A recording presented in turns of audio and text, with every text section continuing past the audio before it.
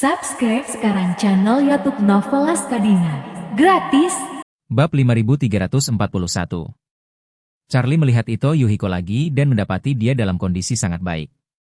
Bagi Yuhiko Ito, mendapatkan kembali kakinya ibarat kelahiran kembali, dan hal itu juga membuatnya lebih menghargai masa kini. Melihat Charlie, Ito Yuhiko tampak antusias dan hormat. Ia pun keluar untuk menyambut Charlie dan menuangkan teh serta air untuknya. Meskipun sibuk berjalan-jalan, ia tak bisa menyembunyikan kegembiraannya. Tanaka Koichi di sampingnya begitu hormat sehingga ia berharap ia selalu dapat mempertahankan postur membungkuk dan membungkuk 90 derajat. Charlie menyapa mereka berdua, memandang rumah itu dengan rasa ingin tahu, dan berkata sambil tersenyum, "Saya sudah lama tinggal di Thompson, dan ini pertama kalinya saya datang ke gedung setinggi ini." Jendela-jendela besar dari lantai hingga langit-langit di ruang tamu, yang menghadap ke sungai yang mengalir di luar, mendesah. Pemandangan di sini sungguh indah. Tuan Tanaka punya penglihatan yang tajam. Tanaka Koichi di sampingnya berkata dengan hormat. "Pak Wade, awalnya saya ingin membeli set di lantai atas. Sayangnya, yang di lantai atas sudah dibeli oleh seorang wanita beberapa menit sebelumnya. Kalau saya bisa membeli lantai atas, pemandangannya pasti lebih bagus lagi." Charlie mengangguk sambil tersenyum, dan berkata, "Ini sudah tidak buruk, jika aku tahu pemandangan di sini begitu bagus, aku seharusnya datang ke sini untuk membeli satu set." Ito Nanako berkata, "Tuan Charlie bisa sering datang ke sini nanti, dan saya akan meminta Tanaka-san untuk mengambil sidik jari Anda nanti dan menganggap tempat ini seperti rumah Anda sendiri. Nah, kalau kami tidak di sini, Anda bisa datang kapan saja kalau ingin menyendiri sebentar." Charlie sedikit terkejut, tidak tahu apakah harus menolak atau menerima untuk beberapa saat. Saat itu, melihat Charlie ragu-ragu, Tanaka segera berkata, "Tuan Wade, sebenarnya tidak perlu memecahkan masalah sidik jari, kata sandi pintunya adalah tanggal lahir Nona." Charlie memandang Nanako, dan dia menyadari bahwa dia telah mengenalnya begitu lama. Yah, dia tidak tahu ulang tahun Nanako. Hal ini terutama disebabkan oleh fakta bahwa selama keduanya bertemu, mereka tidak banyak bertemu, dan Charlie sendiri tidak terlalu memperhatikan hari ulang tahun. Terkadang dia tidak ingat untuk merayakan ulang tahunnya sendiri, dan harus diingatkan. Dan Nanako tidak pernah memberitahunya kapan ulang tahunnya, atau kapan dia merayakan ulang tahunnya. Nanako di sampingnya juga tahu bahwa Charlie jelas tidak tahu kapan ulang tahunnya. Jadi dia dengan malu-malu berkata, "Tuan Charlie, ulang tahunku hanya bisa dirayakan setiap 4 tahun sekali." Charlie tiba-tiba menyadari, dan berkata tanpa pikir panjang, "Lalu aku tahu, 29 Februari. Baiklah." Nanako mengangguk malu-malu, menatapnya dengan mata besar penuh kasih sayang, dan bertanya, "Tuan Charlie seharusnya tahu tahun berapa aku lahir?" Charlie buru-buru berkata, "Aku tahu, aku tahu, aku tahu." Hiroshi Tanaka berkata sambil tersenyum, "Tuan Wade sudah tahu," kata sandi pintunya. Pada saat ini, adik perempuan Ito Yuhiko, Emi, telah menyiapkan meja berisi masakan Jepang yang mewah. Emi, yang mengenakan kimono, berjalan ke sisi Charlie, meletakkan tangannya di depan tubuhnya, membungkuk hormat, dan berkata, "Tuan Wade, saya telah menyiapkan makanan Jepang terbaik untuk Anda. Ini adalah makanan laut kelas atas, baik itu bulu babi, tiram, ikan kakap, atau tuna sirip biru, yang terbaik yang bisa ditemukan di pasar Jepang saat ini. Anda pasti akan menikmatinya." Ito Yuhiko berkata sambil tersenyum, "Pak Wade, Emi jago membuat semua jenis sashimi. Kepekaannya terhadap bahan-bahan jauh lebih kuat daripada koki-koki bintang 3 Michelin. Bahan-bahan yang ia sentuh setiap hari, saya khawatir para koki bintang 3 Michelin itu tidak akan punya kesempatan untuk melihatnya." Setelah itu, dia menunjuk ke tuna sashimi di piring lezat dan berkata kepada Charlie, "Pak Wade, sashimi ini terbuat dari daging pipi tuna bendera biru. Harga lelang ikan ini $3 juta AS, tapi daging di kedua insangnya yang sekecil itu harganya ratusan ribu dolar. Setelah dikonversi, sepotong ikan berharga puluhan ribu dolar AS, dan bahkan restoran Michelin terbaik pun tidak akan memilikinya." Ito Takehiko tidak hanya bicara omong kosong. Dalam masyarakat mewah Jepang, harga produk kelas atas yang benar-benar mewah bisa sangat mahal. Rekor lelang tertinggi untuk tuna sirip biru, satu ekor dibeli dengan harga selangit hingga beberapa juta dolar. Sebagian besar daging ikan tersebut akan dipasok ke restoran-restoran mewah. Sepertinya cukup banyak restoran mewah yang bisa mendapatkan bahan berkualitas tinggi ini. Selama Anda menghabiskan ratusan dolar, Anda bisa makan sepotongnya di restoran.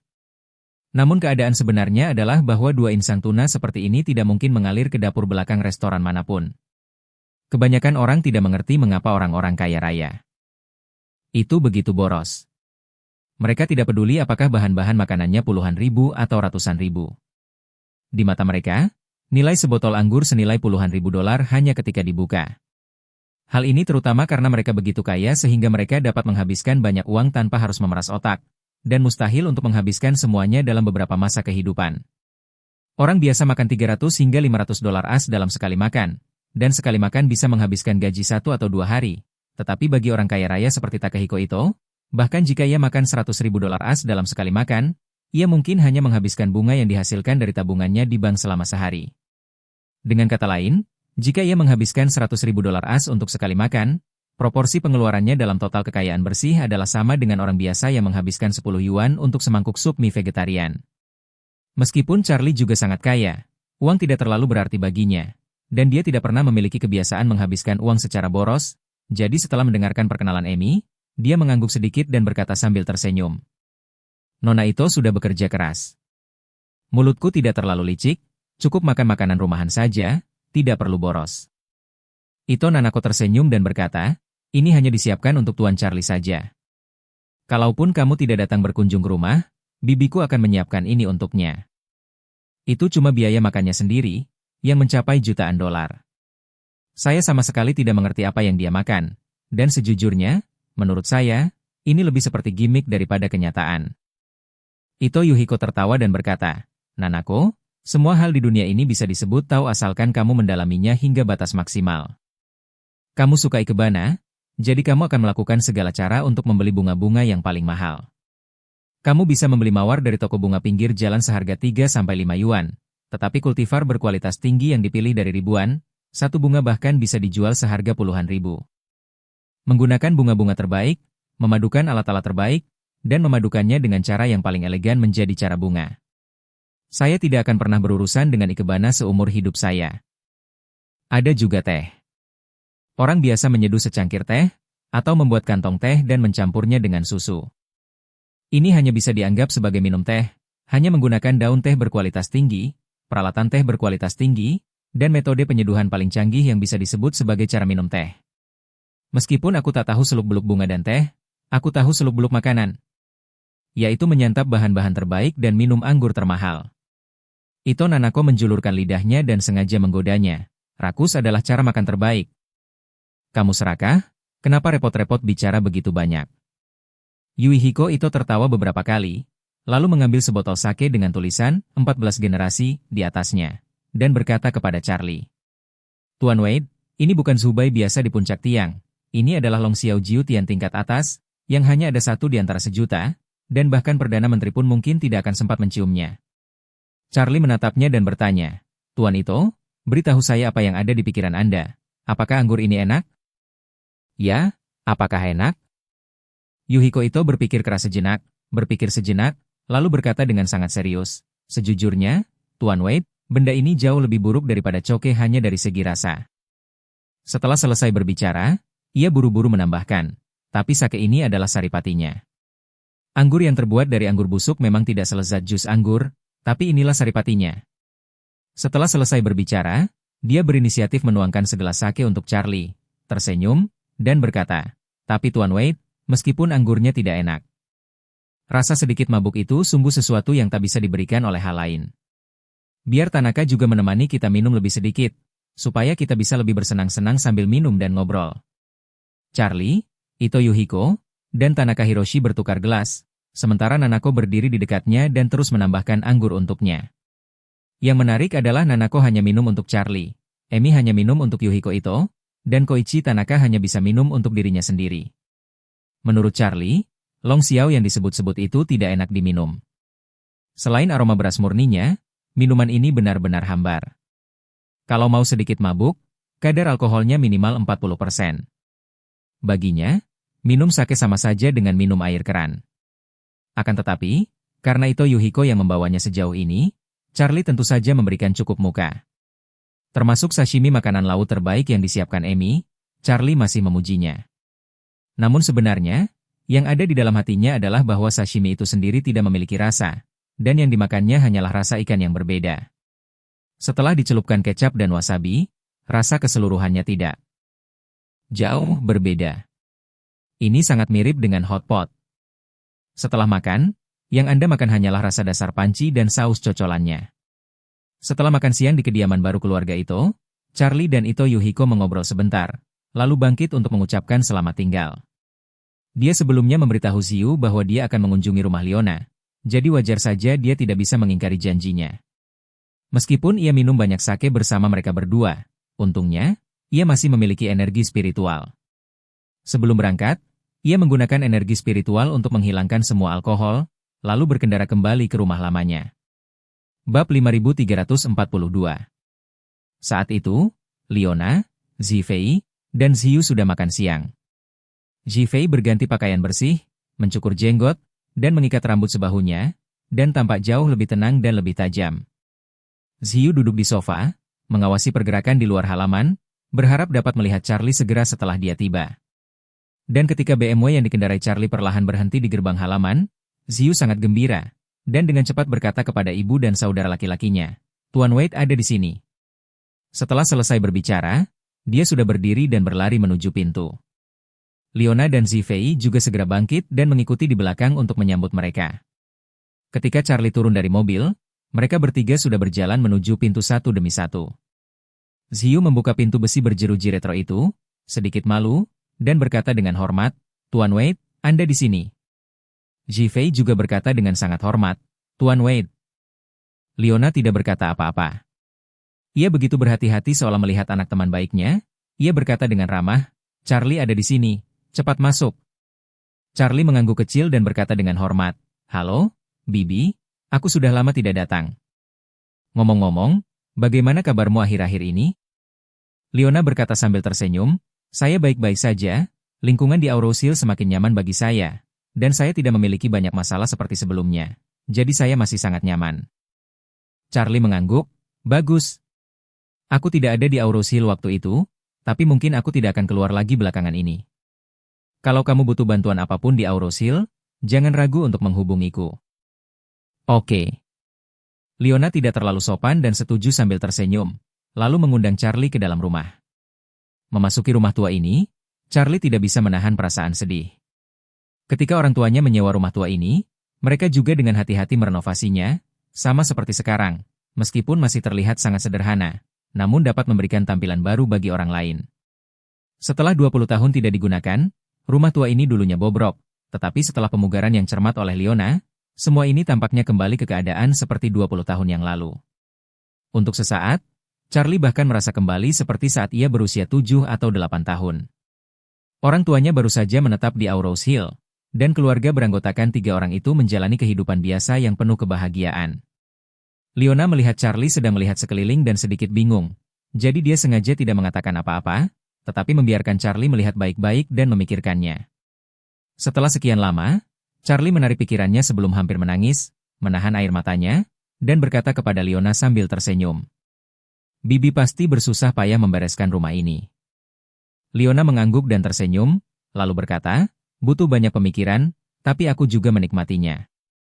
Kemudian, Leona menunjuk ke arah sekelompok sofa kulit kuno yang sederhana, dan berkata kepada Charlie, "Duduk dan istirahatlah sebentar." "Oke."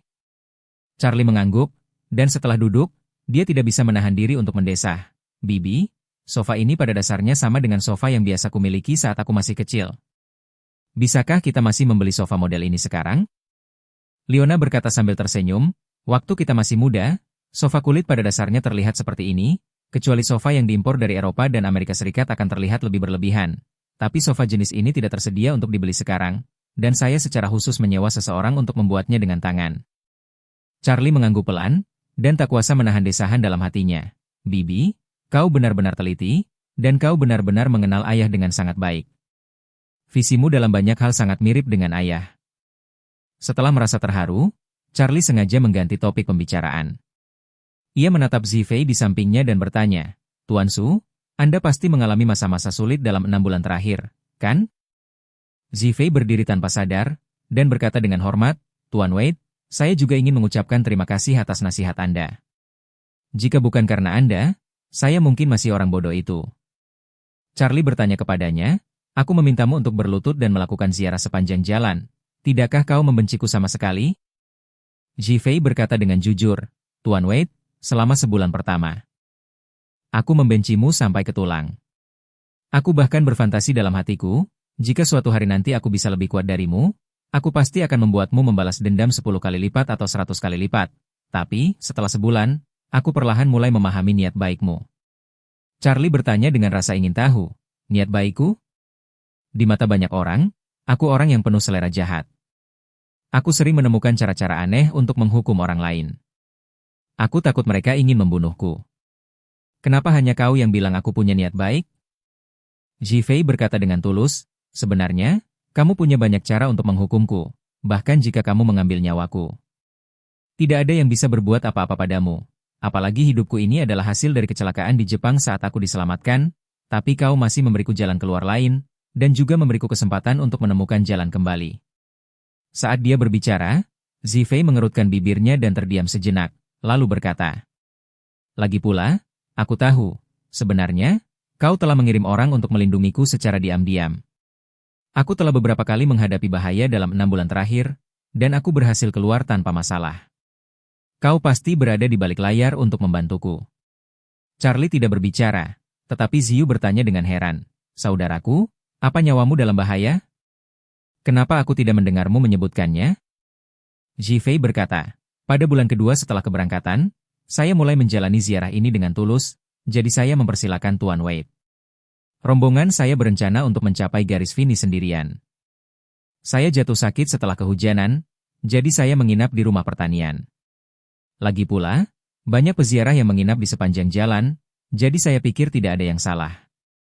Akibatnya, pasangan itu mencoba menjual saya kepada pemilik pabrik batu bata hitam setempat ketika saya hampir pingsan karena demam tinggi. Saya dengar dari mereka berdua bahwa orang dewasa yang sehat bisa menjual seharga 20.000 yuan. Biasanya, biaya perekrutan pekerja untuk tungku pembakaran setidaknya 3 atau 4.000 yuan sebulan. Jika pemilik tungku pembakaran membeli kembali pekerja tersebut, ia bisa membayar kembali biayanya selama ia mempekerjakan pekerja tersebut selama lebih dari setengah tahun, dan sisanya adalah keuntungan bersih. Saat itu, pemilik kiln sudah datang, dan karena aku terlihat pingsan, dia menawar dengan pihak lain dan menekan harganya kembali menjadi 5.000. Mata Ziyu melebar, dan dia dengan cepat bertanya, apa yang terjadi selanjutnya? Jifei berkata, pemilik tungku pembakaran dan ketiga penjahatnya memindahkan saya ke dalam kendaraan off-road. Saat itu, saya ingin meminta bantuan, tetapi karena demam tinggi, saya bahkan tidak bisa membuka mata sepenuhnya, apalagi melawan.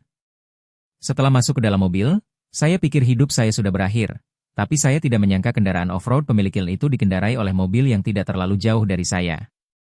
Mobilnya menabrak bagian belakang, dan dia keluar dari mobil bersama para premannya untuk berdebat dengan yang lain, dan keempatnya ditembak jatuh oleh pihak lain.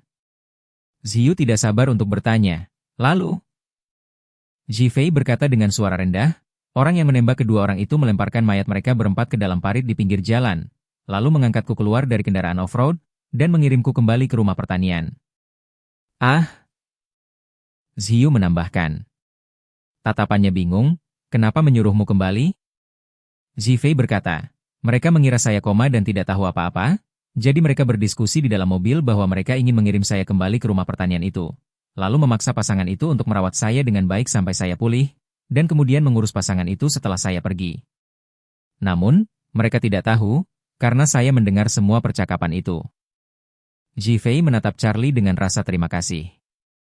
Tuan Wade, mereka berdua berdiskusi di dalam mobil apakah akan melaporkan masalah ini kepada Tuan Chen dari Shangri-La, tetapi mereka juga merasa bahwa saya mungkin akan menghadapi masalah sepele ini di masa mendatang. Asalkan mereka bisa menjamin keselamatanku, aku sudah aman, jadi tidak perlu melapor lagi dan lagi. Jadi, aku tahu saat itu bahwa kalian diam-diam mengatur orang untuk melindungiku. Tak lama kemudian, Zifei tiba-tiba berlutut di tanah, bersujud dengan hormat, dan berkata dengan penuh rasa terima kasih. Terima kasih Tuan Wade karena telah menyelamatkan hidupku berkali-kali, aku tak akan pernah melupakannya. Charlie mengulurkan tangannya untuk membantunya berdiri, dan berkata dengan tenang, kamu tidak perlu berterima kasih padaku untuk masalah ini, kamu adalah putra Bibi Du dan saudara laki-laki Nona Su.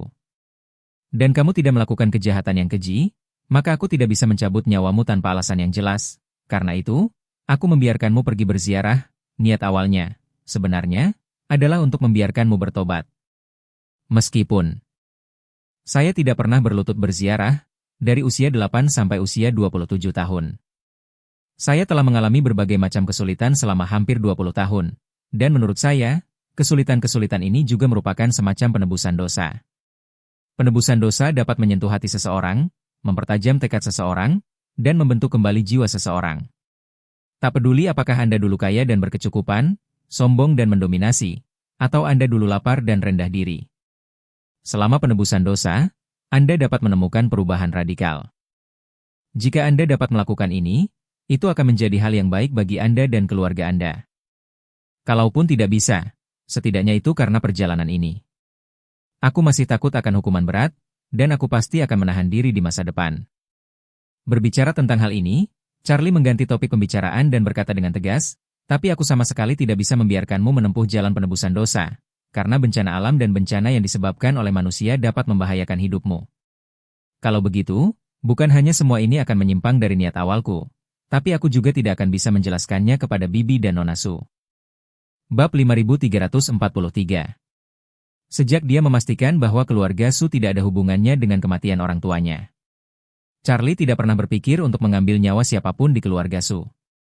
ZTNN bisa melepaskannya dan mewujudkannya, apalagi Zifei.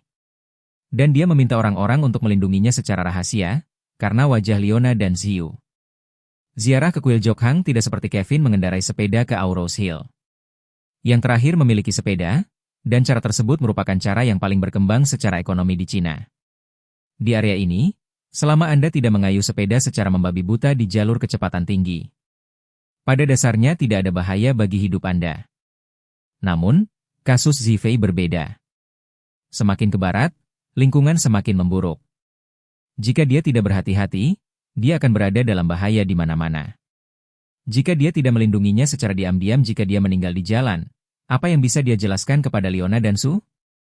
Zifei juga tahu bahwa Charlie meminta orang untuk melindunginya. Bukan karena dia benar-benar baik padanya, tetapi karena wajah ibu dan saudara perempuannya. Tetapi meski begitu, ia tetap berterima kasih kepada Charlie karena telah menyadarkan dirinya dari gaya dan dismenya yang dulu. Oleh karena itu, dia berkata kepada Charlie dengan sangat saleh, Tuan Wade, apapun tujuan Anda, saya tetap berterima kasih atas kebaikan Anda dalam menciptakan kembali saya. Charlie menatapnya dan berkata dengan ringan, sepertinya kamu juga sudah bangun. Anak yang hilang itu telah kembali. Kali ini, jika kamu tidak ingin meneruskannya kali ini, ziarah dapat dihentikan. Ketika Charlie mengatakan ini, Zifei dan Leona semuanya terkejut. Zifei berpikir ada yang salah dengan telinganya, dan tidak pernah menyangka Charlie akan mengizinkannya menghentikan perjalanan ziarah. Dia baru saja berjalan sepertiga jalan, dan itu adalah sepertiga jalan yang termudah. 2/3 sisanya merupakan tantangan yang paling berat. Seiring dengan meningkatnya ketinggian, jalan di depan akan menjadi semakin sulit. Tidaklah berlebihan jika dikatakan bahwa jika mereka berhenti sekarang, sedikitnya 80% kesulitan dapat dihindari. Apa yang dikatakan Charlie tidak sepenuhnya karena ketulusannya. Dia hanya ingin melihat apakah Zifei benar-benar mengubah masa lalunya. Jika dia benar-benar dapat mengubah masa lalunya dan memutuskan untuk meninggalkan segalanya di hadapannya, maka ia pasti akan memilih meneruskan ibadah haji tersebut. Namun jika dia masih beruntung, maka dia pasti akan memanfaatkan kesempatan sekali seumur hidup ini. Alasan mengapa Charlie mengujinya dengan cara ini adalah untuk memutuskan apakah akan mengizinkan Zifei akan kembali ke tingkat pengambilan keputusan keluarga Su di masa depan. Meskipun kepala keluarga Su saat ini adalah Ziyu, mustahil bagi Ziyu untuk memimpin seluruh keluarga Su sendirian. Ziyu seperti ketua perusahaan grup yang memiliki kekuatan pengambilan keputusan dan hak veto tertinggi. Dia tidak bisa melakukan semua hal inti dan mengerjakannya sendiri. Jadi bawahannya masih membutuhkan banyak posisi eksekutif inti untuk membantunya menjalankan seluruh industri keluarga Su. Dalam sebuah perusahaan grup yang besar, di bawah pimpinan, setidaknya ada beberapa direktur eksekutif dan seorang presiden eksekutif. Dan setiap entitas perusahaan di bawah grup juga membutuhkan sekumpulan tim manajemen. Kekuasaan di tangan sangat besar, maka harus ada orang yang dapat dipercaya untuk memegang kendali. Untuk menghindari kegagalan manajemen semaksimal mungkin. Namun saat ini, Ziyu tidak memiliki banyak orang yang dapat ia manfaatkan. Ayahnya telah menjadi tahanan rumah keluarga He dan tidak dapat ikut campur dalam urusan keluarga Su. Orang tua Cheng Feng juga pergi ke Madagaskar. Leona juga menjalani proses perceraian dengan ZTNN. Hubungan dengan Su Group juga tidak nyaman. Oleh karena itu, jika Zifei dapat sepenuhnya mengubah masa lalunya, Charlie masih berharap ia dapat kembali ke keluarga Su dan dimanfaatkan oleh Ziyu. Karena ide inilah Charlie memutuskan untuk memberikan Zifei ujian yang sesungguhnya. Bab 5344. Jika Zifei berhasil melewati godaan ini, bahkan jika dia menjadi orang nomor 2 di keluarga Su di masa depan, dia tidak akan menghentikannya. Tapi jika Zifei gagal dalam godaan ini, mulai hari ini, meskipun dia bisa mendapatkan kembali kebebasannya, dia tidak akan pernah diizinkan untuk menguasai properti keluarga Su. Karena dia ingin menemukan bawahan yang benar-benar dapat dipercaya dan setia untuk Ziyu. Jadi dia tidak boleh menyembunyikan bahaya tersembunyi apapun pada kandidat ini.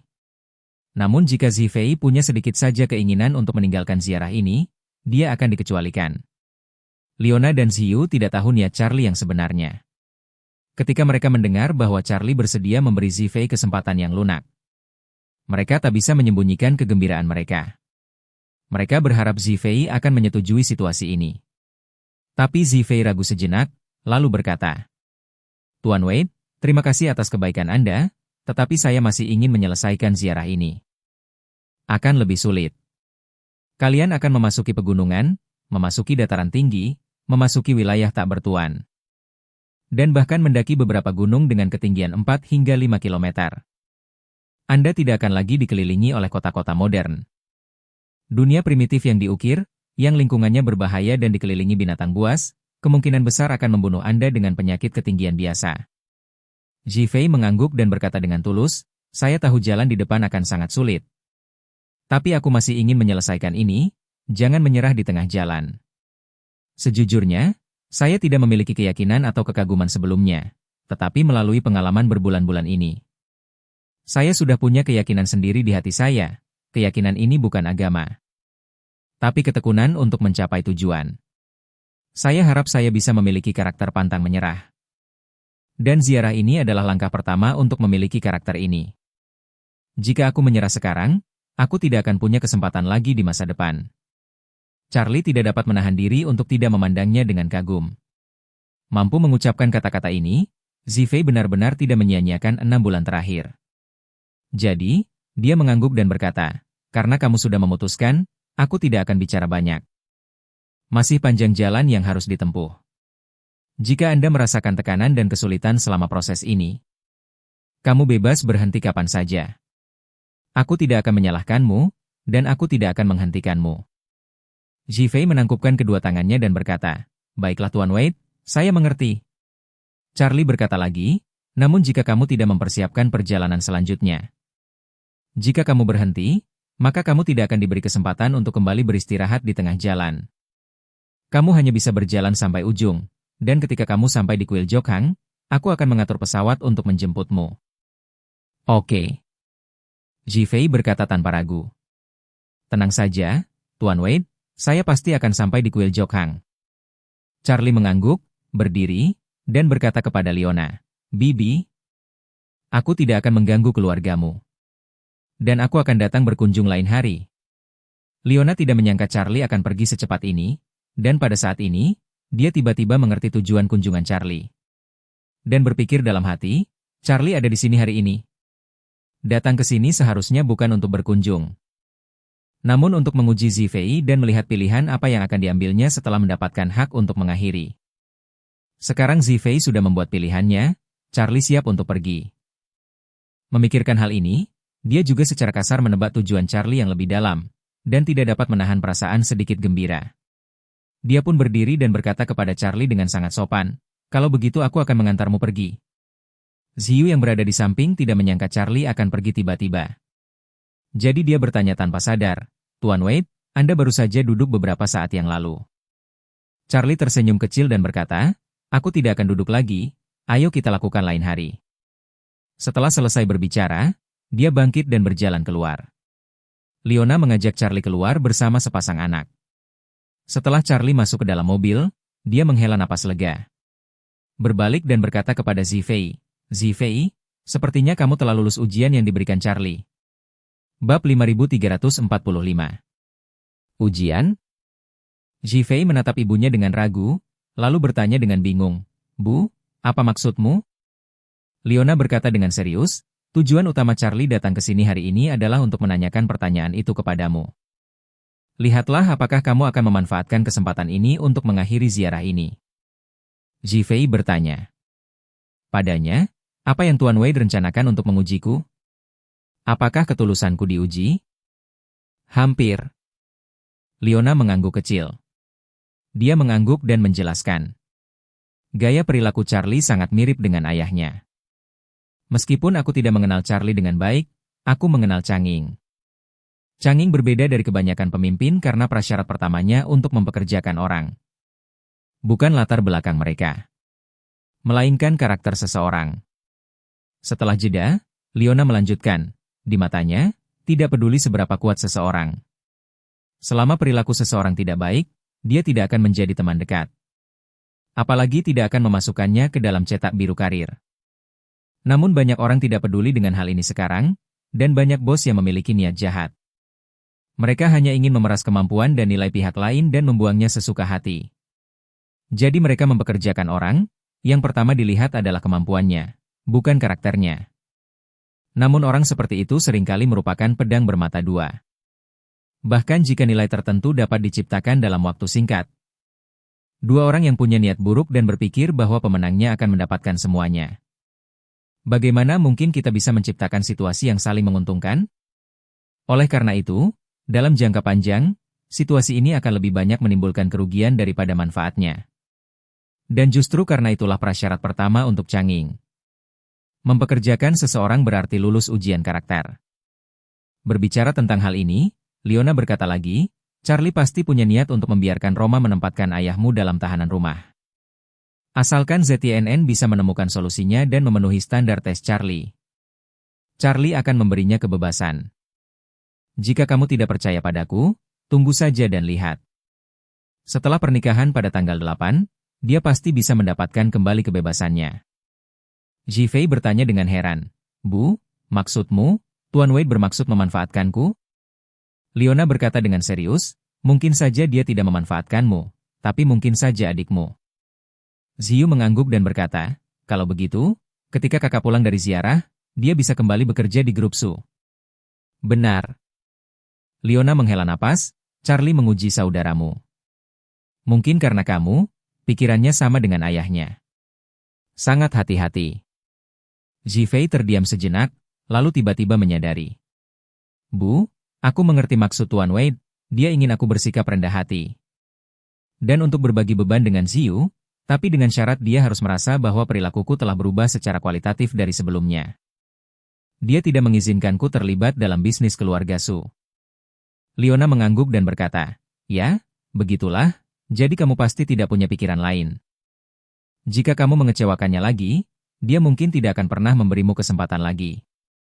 Zhifei berkata tanpa ragu, Bu, jangan khawatir, aku bukan lagi orang yang ingin mewarisi keluarga Su.